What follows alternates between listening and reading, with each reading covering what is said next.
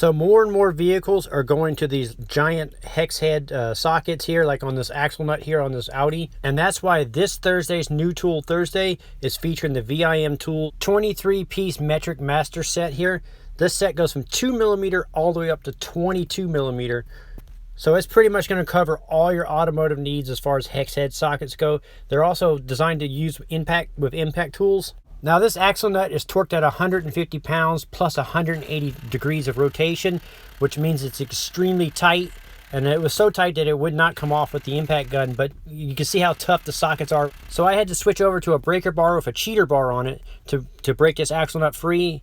And with all my might, I put on there to get this axle nut to break free, and the socket held up perfectly. I had no issues with the socket. And tools just like this that I find that are beneficial is the reason why I do these videos and recommend them to you guys. Especially when they're in large kits like this where they're the most bang for the buck. These are the most economical choice of Allen sockets you can get for a master set like this. So I will link these up in the description of the video. I invite you to head over to the howtoautomotive.com website for more valuable videos like this. I'm Brian Essick from How To Automotive, and I'd like to thank you guys for watching.